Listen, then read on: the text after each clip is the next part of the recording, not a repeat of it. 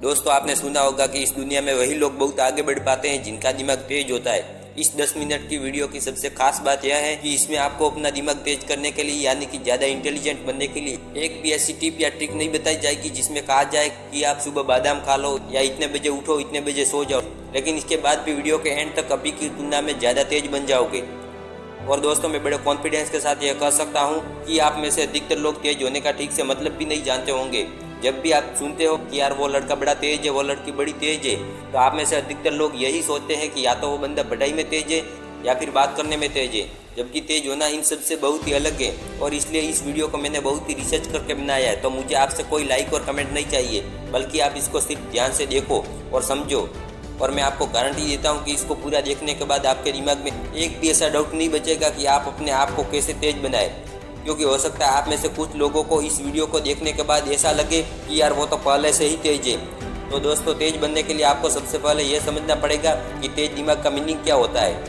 तेज दिमाग का मीनिंग होता है ज़्यादा इंटेलिजेंट होना। और इंटेलिजेंट का मतलब क्या होता है? इंटेलिजेंट दो चीज़ों से मिलकर बनता है, किसी भी चीज़ को या क्वालिटी को अच्छी तरह से फटाफट सीखना और फिर उसी सीखे हुए नॉलेज को फ्यूचर में ज़रूरत पड़ने पर सही ढंग से सही जगह पर काम में लेना। सिंपल वर्ड्स में समझाता हूँ, यानी कि आपने इन दो चीज़ों में महारत हासिल कर ली कि सीखना क्या होता है और उसको काम में कैसे लिया जाता है, तो लोग आपके बारे में यही बोलेंगे कि यार ये बंदा है ना सच में बहुत इंटेलिजेंट है। किसी भी चीज़ को सीखना और काम में लेना सुनने में बहुत ही छोटे लग रहे हैं, लेकिन यही वो दो चीज़ है जो सक्सेसफुल लोगों को एक नॉर्मल आदमी से अलग बनाती है। तो मैं आपको सीखना और काम में लेना एकदम खुल्लम खुल्ला बताऊंगा, एकदम सिंपल वर्ड्स में बताऊंगा। आपको अब यहाँ से एक भी लाइन मिस नहीं करनी है। सबसे पहले बात करता हूँ सीखने के बारे में कि क्या सीखे और कैसे सीखे। दोस्तों इंग्लिश के अंदर एक कहावत है कि master of all jack of none, यानी कि आप सब कुछ सीखना चाहो तो कुछ भी नहीं सीख पाओगे। कहने का मतलब है कि अगर आप ये सोच रहे हो कि इस दुनिया में हर तरह का टैलेंट, हर तरह का ज्ञान मैं अपने अंदर भर लूँ और इंटेलिजेंट कहलाऊंगा, तो मेरे भाई आप बेवकूफ़ हो। आप मुझे एक बात का जवाब दो, आपने अपनी लाइफ में जितने भी बड़े लोगों का नाम सुना है, उन बड़े लोगों में से कितने ऐसे बड़े लोग हैं जिन्होंने एक से ज़्यादा फील्ड में नाम कमाया है? आपको शायद ही ऐसा कोई सक्सेसफुल इंसान मिलेगा जिसने फुटबॉल में वर्ल्ड कप जीता हो, उसी बंदे ने म्यूजिक में भी बेस्ट अवार्ड जीता हो और उसी बंदे ने कोई साइंटिफिक आविष्कार भी किया हो। मेरे भाई जो बंदा इंटरनेशनल फुटबॉल स्टार प्लेयर है ना, उसने सिर्फ और सिर्फ अपनी फुटबॉल के मैदान में ही इतनी सारी उम्र पसीना निकाला है।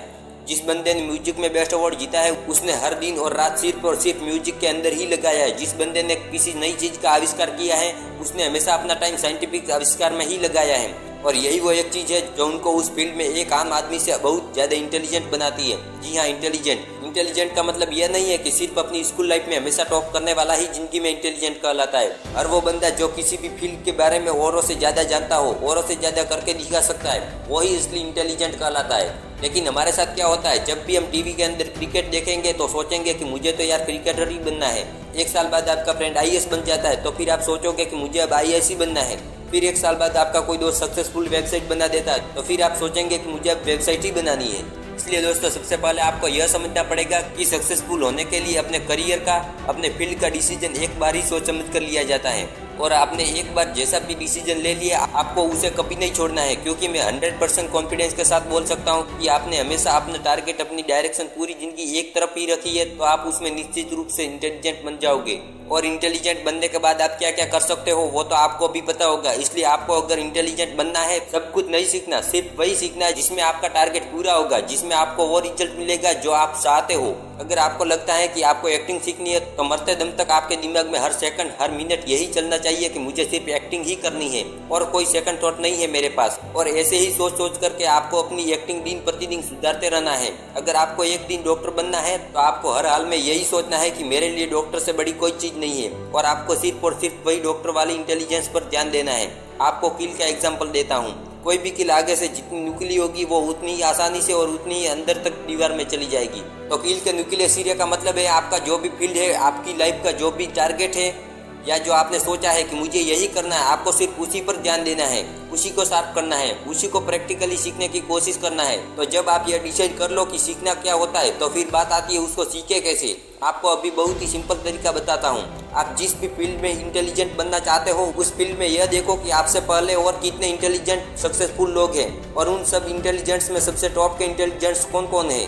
जैसे मान लो आपको एक ऐसा इंटेलिजेंट क्रिकेट प्लेयर बनना है जिसको सब पता रहता है कि कौन सी बॉल पर किस तरह शॉट मारना है, तो अब आपने यह देखना शुरू किया कि क्रिकेट की हिस्ट्री में बड़े बड़े प्लेयर कौन कौन से हैं। उनमें से एक नाम निकल कर आया सचिन तेंदुलकर। अब आपको सचिन तेंदुलकर की तरह बनना है, पावरफुल बैट्समैन बनना है, तो आप उनके पुराने मैच देखो, उनके इंटरव्यू देखो, उनकी लाइफ के बारे में पढ़ो, वो किस तरह अपने आप को मोटिवेट रखते हैं, उन्होंने किस किस प्रॉब्लम का सामना किया है और उन प्रॉब्लम्स को कैसे सॉल्व किया है, उन सब को जानो। इस तरह से आपको ऐसी बहुत सारी चीजें पता लग जाएगी जो आपकी फील्ड में जानना बहुत जरूरी होती है, और वही बातें आपको इंटेलिजेंट बनाती है। यही छोटी छोटी बातें आपका दिमाग तेज करती है। दोस्तों, अगर आपको यह वीडियो पसंद आई हो तो हमारी चैनल भरत सोनी को सब्सक्राइब जरूर करें।